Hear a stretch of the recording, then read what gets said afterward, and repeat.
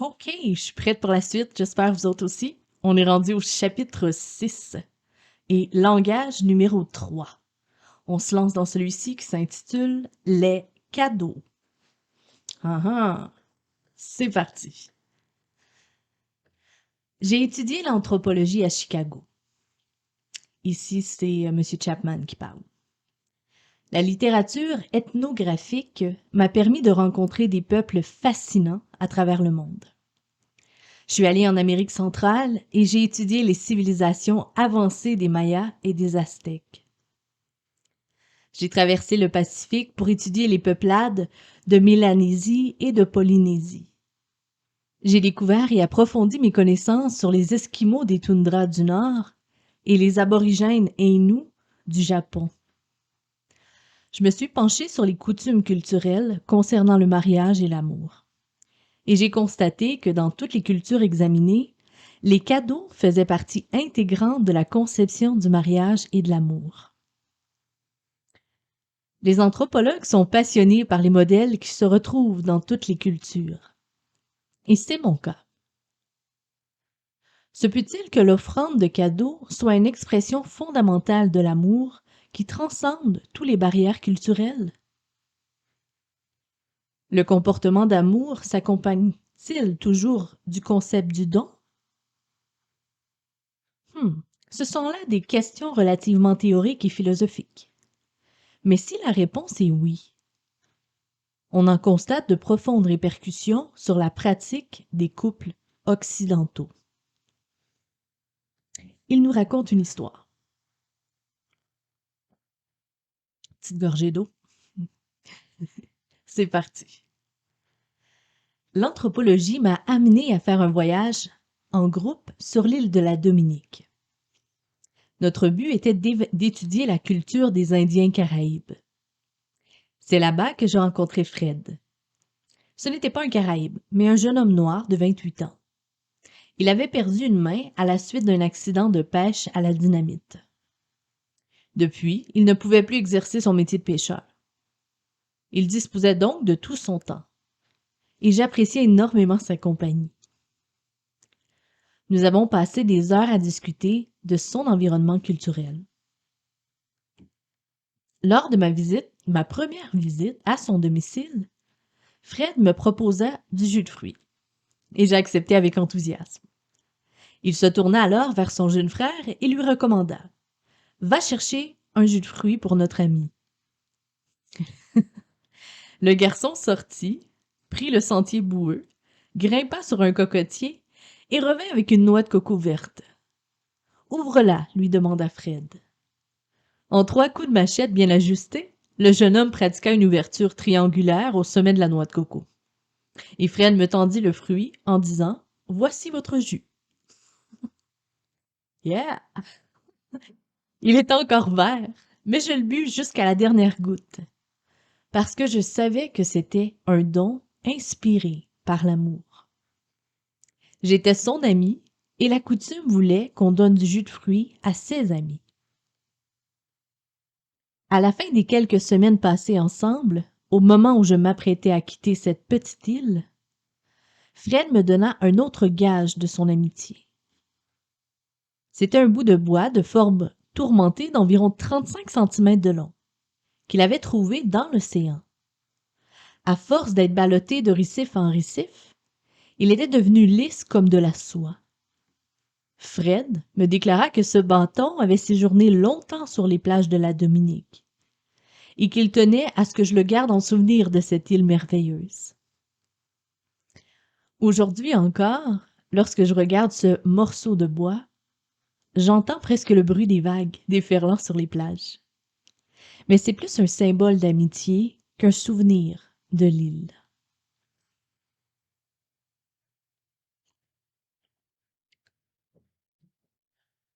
Un cadeau est quelque chose que vous pouvez tenir dans votre main en vous disant « Regarde, il a pensé à moi » ou « Elle s'est souvenue de moi ».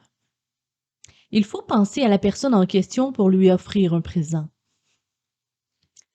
Le cadeau n'en est que le symbole.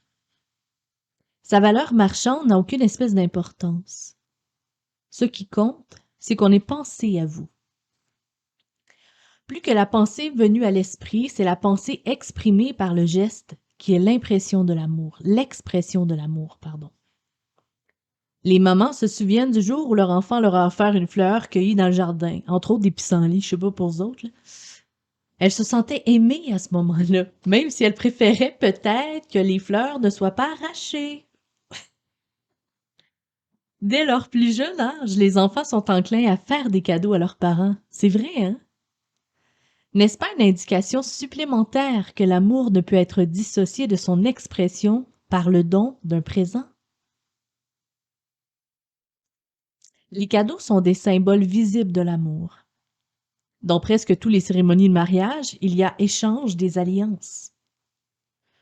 Lorsque les futurs époux choisissent de se marier à l'église, le président de cérémonie prononce très souvent des paroles telles que ces alliances sont le signe extérieur et visible d'un lien intérieur et spirituel qui unit éternellement vos deux cœurs. Ce ne sont pas des paroles creuses. Elles expriment une profonde vérité, car les symboles ont une portée émotionnelle. Cet aspect est d'ailleurs souligné de façon plus dramatique lorsque le mariage bat de l'aile et que le mari ou la femme cesse de porter son alliance. C'est le signe tangible que l'union conjugale est sérieusement menacée.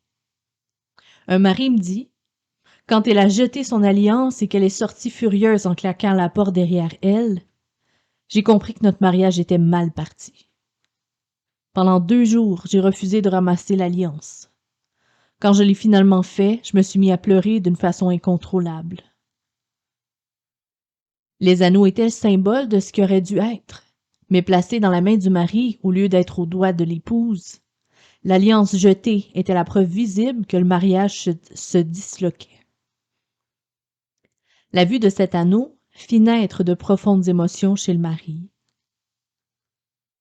Tout le monde n'attache pas une importance égale aux symboles visibles. C'est pourquoi les individus n'adoptent pas forcément la même attitude par rapport aux alliances. Certains n'ôtent jamais leur alliance après le mariage. D'autres n'en portent jamais. Cela montre que les gens ne parlent pas tous le même langage pour exprimer leur amour. Si le fait de recevoir un cadeau traduit naturellement pour moi l'amour que l'on me porte, j'attacherai beaucoup d'importance à l'alliance qui m'est offerte, et je la mettrai à mon doigt avec fierté. Je serai également très touchée par les cadeaux que je recevrai au fil des ans. Je les considérai comme des expressions d'amour à mon égard. Sans ces marques visibles, je douterai de l'amour que l'on prétend me porter.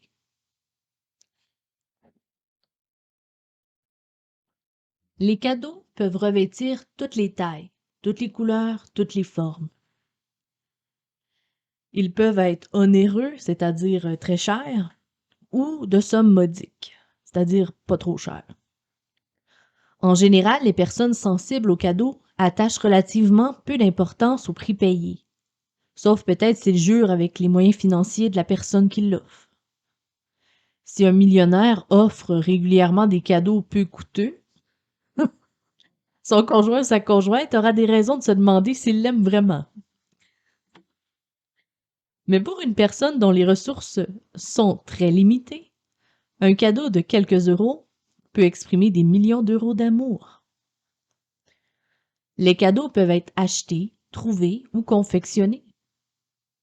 Le mari qui arrête sa voiture le long de la route pour cueillir une fleur sauvage et l'offrir à sa femme a trouvé un moyen peu coûteux, mais ô combien romantique, d'exprimer un grand amour, sauf évidemment si sa femme est allergique à ses fleurs.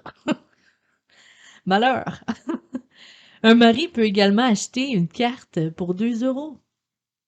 Celui qui ne pourrait vraiment pas dépenser cette somme peut en fabriquer une qui ne coûte rien.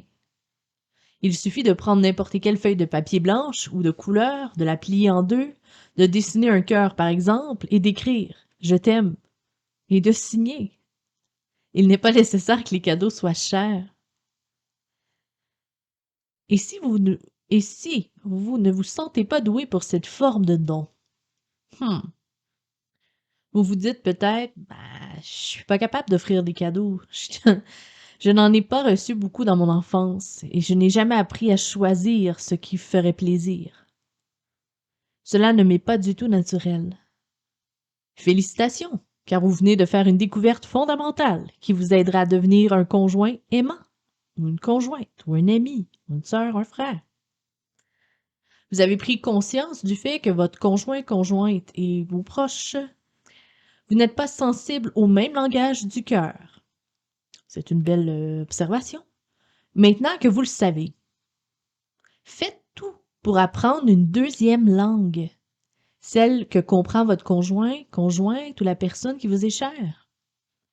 S'il est sensible aux cadeaux, vous pouvez devenir expert dans l'art d'en offrir.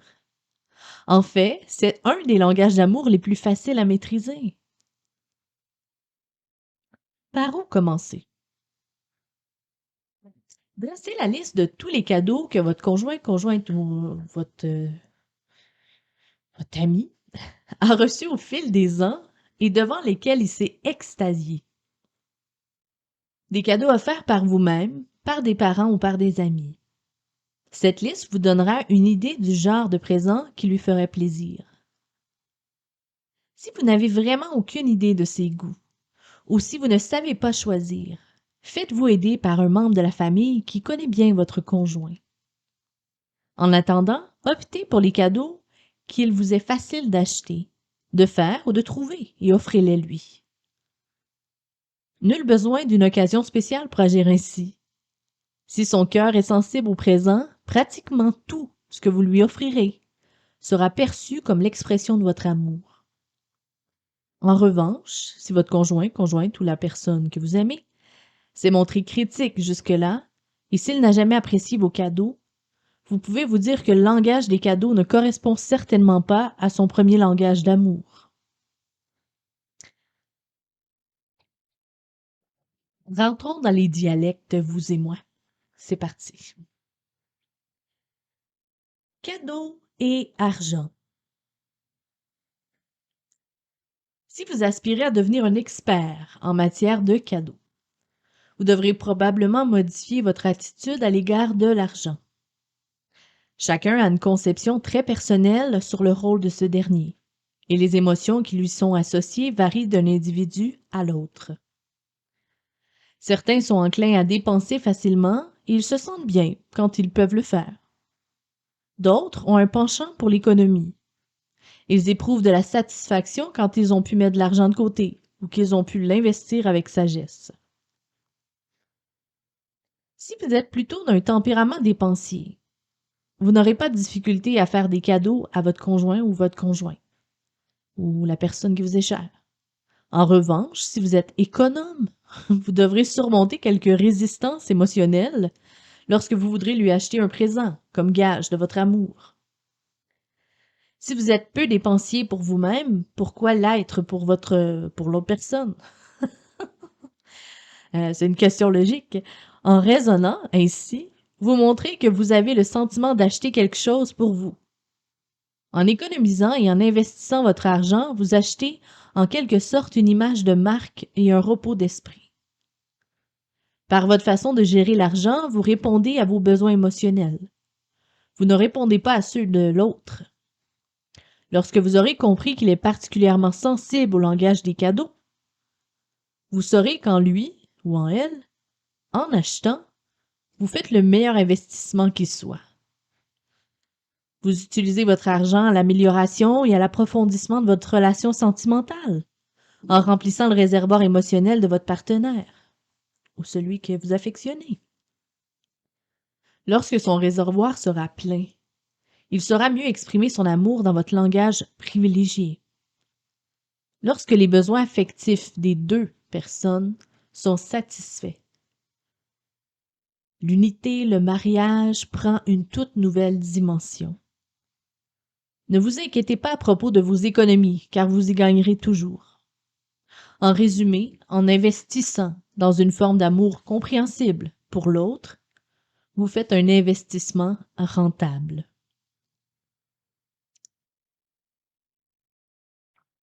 Passons à un autre dialecte qui se trouve dans cette catégorie. Le don de soi. Hmm. Il existe un cadeau qui parle mieux que n'importe quel autre objet qui tient dans la main. C'est le don de soi, ou le don de sa présence. Le fait d'être là quand votre conjoint ou la personne qui vous est chère a besoin de vous est de valeur inestimable pour celui qui comprend bien le langage des cadeaux.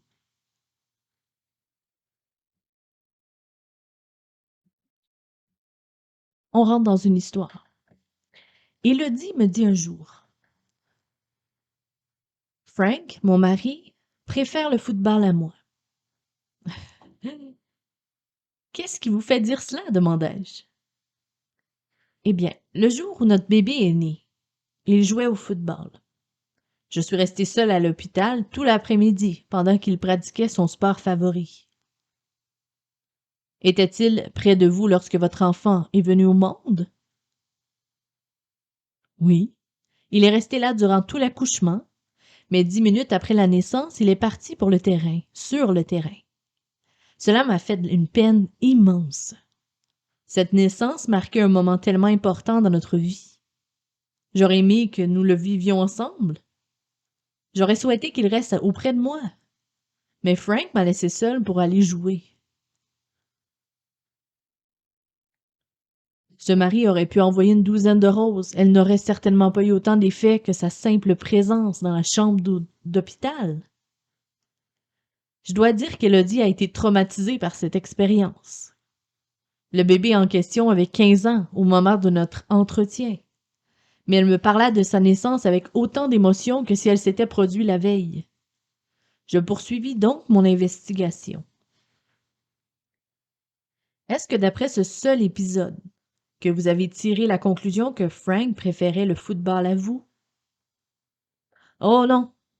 Le jour des obsèques de ma mère, il a également préféré jouer au football.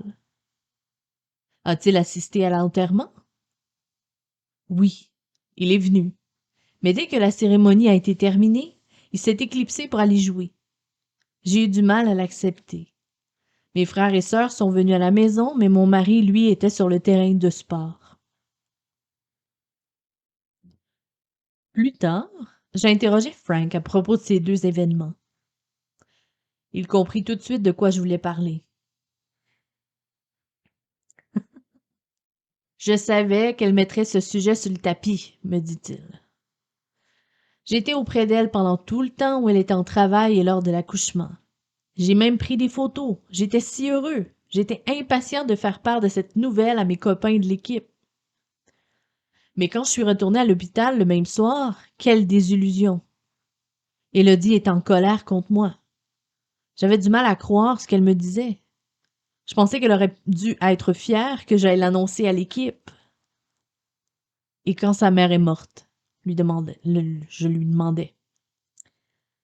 Elle ne vous a certainement pas dit que j'ai pris des congés une semaine avant sa mort et que j'ai passé cette semaine à son chevet à l'hôpital ou dans sa maison à effectuer des réparations. Après le décès et les obsèques, j'ai estimé avoir accompli mon devoir.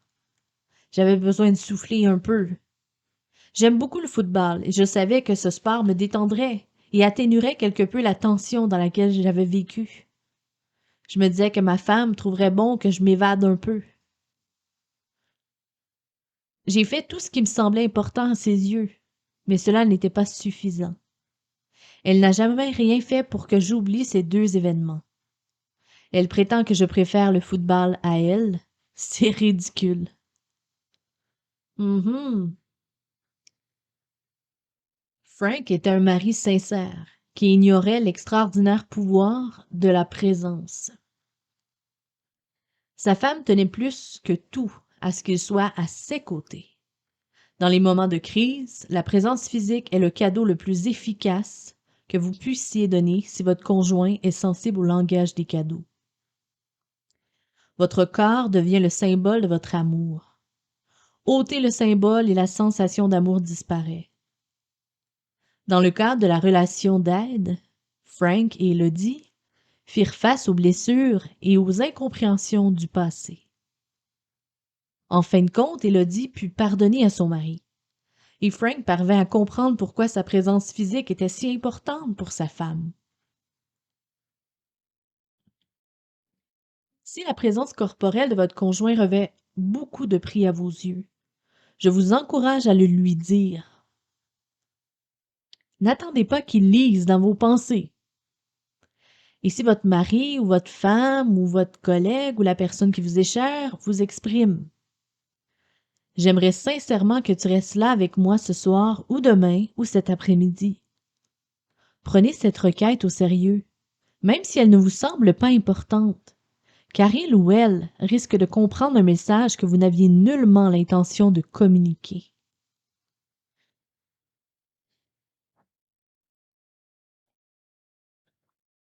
Un mari me raconta un jour.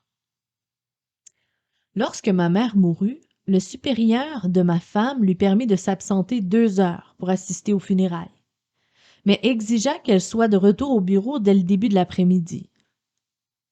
Ma femme lui répondit qu'à son avis, son mari avait réellement besoin de sa présence, réconfortante ce jour-là, et qu'elle ne reviendrait pas au bureau. Son chef lui dit: si vous vous absentez toute la journée, cela pourra avoir des conséquences négatives sur votre carrière. Mon épouse lui rétorqua: mon mari a pour moi plus d'importance que mon travail. Et elle passa la journée avec moi.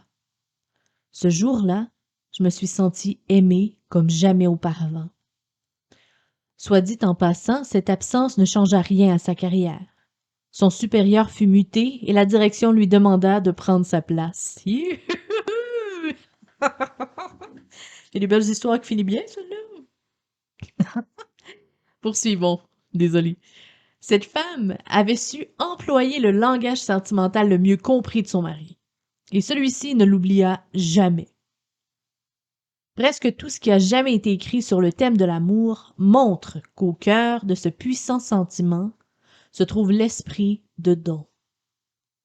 Les 5 langages par lesquels l'amour s'exprime incitent à donner au conjoint, à la conjointe ou au proche qui nous est cher.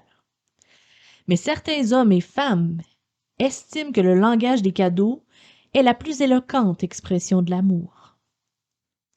J'en eus la plus belle illustration lorsque je fis la connaissance de Thomas et Laura.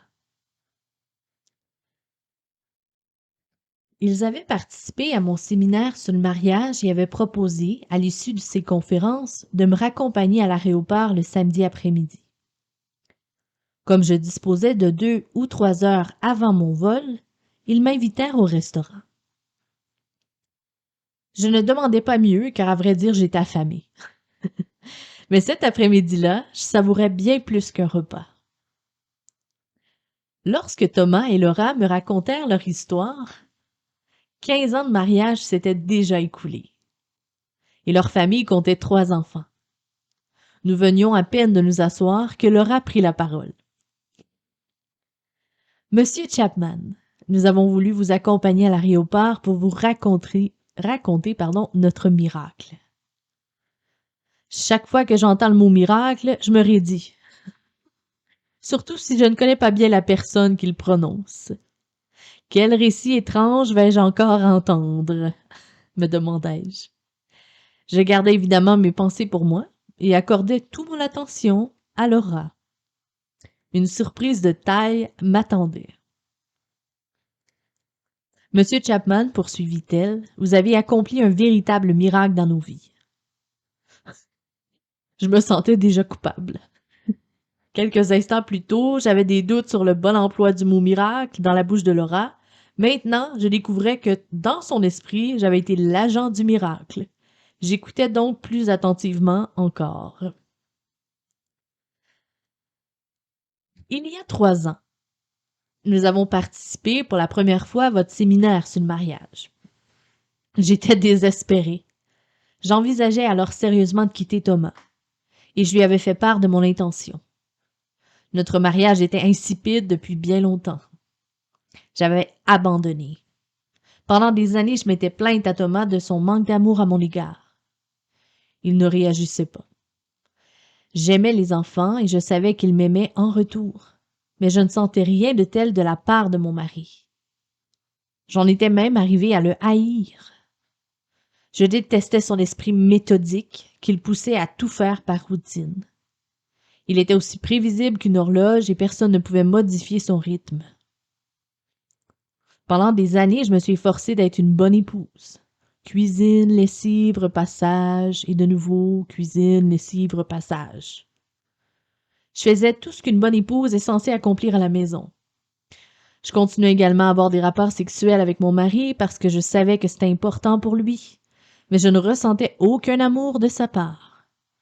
J'avais l'impression qu'après notre mariage, il avait cessé de me courtiser, en considérant comme un fait acquis que j'étais sienne. Je me sentais exploitée et dépréciée. Quand j'ai fait part à Thomas de ce que j'éprouvais, il s'est moqué de moi en rétorquant que notre mariage était aussi réussi que celui de n'importe qui dans notre entourage. Il n'arrivait pas à comprendre pourquoi j'étais tellement malheureuse. Il m'a rappelé qu'il payait les factures, que nous avions une super maison et une belle voiture, que j'étais libre d'aller travailler à l'extérieur si je le désirais, que je devais être heureuse et cesser de me plaindre à longueur de journée. Il n'a même pas essayé de comprendre mes sentiments. Je me sentais totalement rejetée. Bref, poursuivit-elle, en remuant son thé et en se penchant en avant, nous sommes venus à votre séminaire il y a 3 ans. Nous n'avions jamais participé à un séminaire sur le mariage auparavant. J'ignorais ce qui nous attendait. Et pour être franche, je n'en espérais pas grand-chose.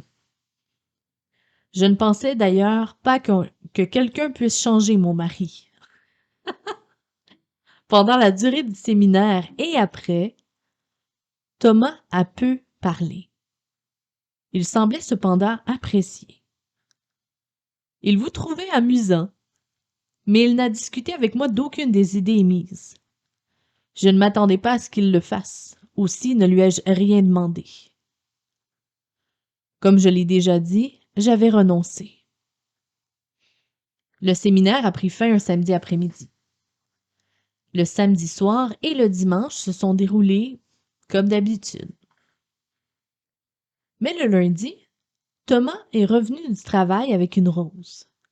« Qui te l'a donnée? » demandai-je. « Je l'ai achetée à un fleuriste au bord de la rue. Je me suis dit que tu méritais une rose. » J'ai fondu en larmes.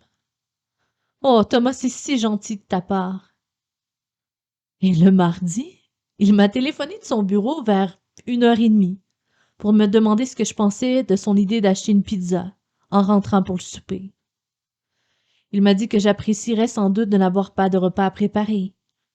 Et je lui ai répondu que je trouvais son idée géniale. Il est donc revenu avec la pizza et nous avons passé un délicieux moment en famille. Les enfants sont très friands de pizza. Ils ont remercié vivement leur père d'en avoir apporté. Je l'ai embrassé en lui disant combien j'appréciais son geste. En rentrant le vendredi soir, il a ramené à chacun des enfants un sachet de pop-corn au caramel et une plante verte pour moi. Il m'a expliqué que des fleurs coupées ne duraient pas et qu'une plante me ferait peut-être plus plaisir. Je commençais à me demander si je n'avais pas des hallucinations. Je n'arrivais pas à comprendre ce que Thomas faisait ni pourquoi il le faisait. Le mardi suivant, après le souper, il m'a remis une carte comportant quelques mots. Il reconnaissait qu'il était maladroit pour exprimer de vive voix son amour pour moi, mais il voulait que je sache combien il pensait à moi. Une fois de plus, son geste m'émut. Je me suis jetée dans ses bras et je l'ai embrassé tendrement. Pourquoi ne demanderions-nous pas à une baby-sitter de venir regarder nos enfants samedi soir, afin que nous puissions aller au restaurant tous les deux, a-t-il suggéré. Ce serait merveilleux, me suis-je empressée de répondre. Vendredi après-midi, il s'est arrêté à la pâtisserie. Il nous a ramené à la maison nos gâteaux préférés. Il nous en a fait la surprise au moment du dessert. Le samedi soir, j'étais survoltée. Je me demandais ce qui avait bien pu lui arriver et si cela allait continuer. Mais je jouissais intensément de chaque instant. Après un succulent repas au restaurant, je lui ai demandé Dis-moi ce qui t'est arrivé, je ne comprends pas. Laura me regarda fixement et ajouta. Monsieur Chapman, il faut que vous compreniez. Cet homme ne m'avait jamais offert la moindre fleur depuis notre mariage. Il ne m'avait jamais écrit de carte à aucune occasion. Il prétendait toujours c'est de l'argent gaspillé. Une fois que tu as vu et lu la carte, tu la jettes. Nous sommes allés une seule fois au restaurant en 5 ans. Jamais il n'avait rapporté quoi que ce soit aux enfants, et il veillait à ce que je n'achète que des choses essentielles. Jamais il n'était rentré avec un plat cuisiné pour le souper. Il s'attendait toujours à ce que le repas soit prêt à son retour du travail. Vous comprenez pourquoi je n'en revenais pas? Thomas était métamorphosé.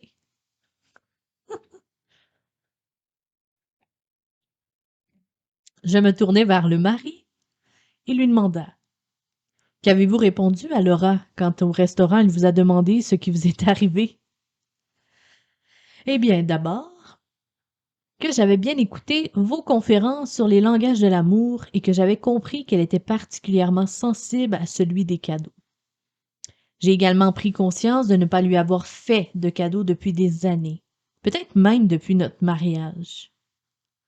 Lorsque nous étions fiancés, j'avais l'habitude de lui offrir des fleurs ou d'autres petits présents.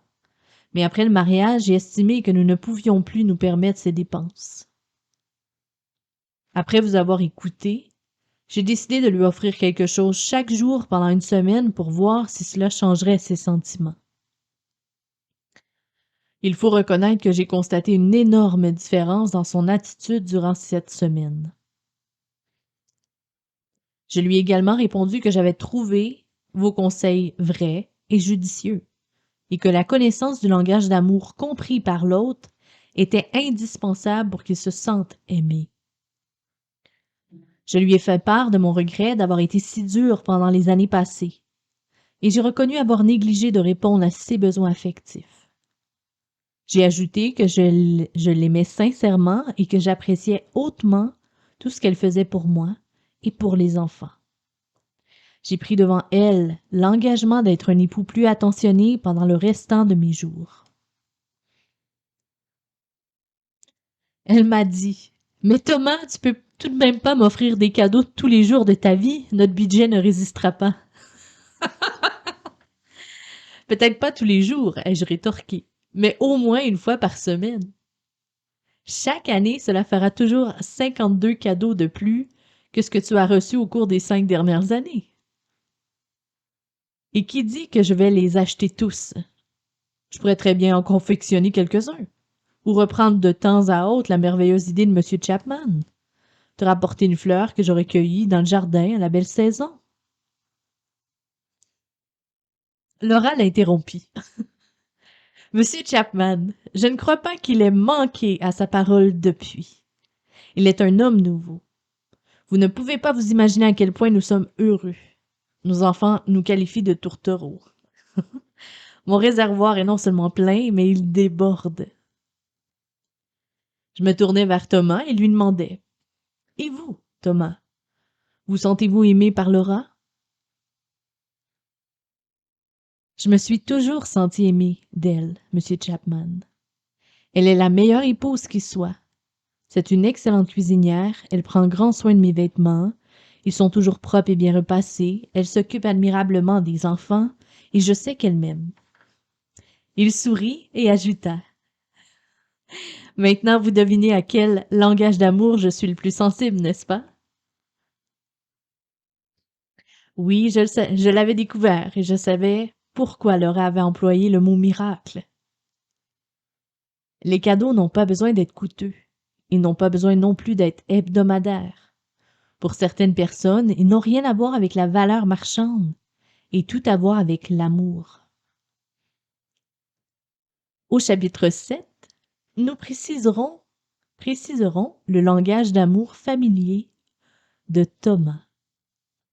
Fin de la lecture. À plus!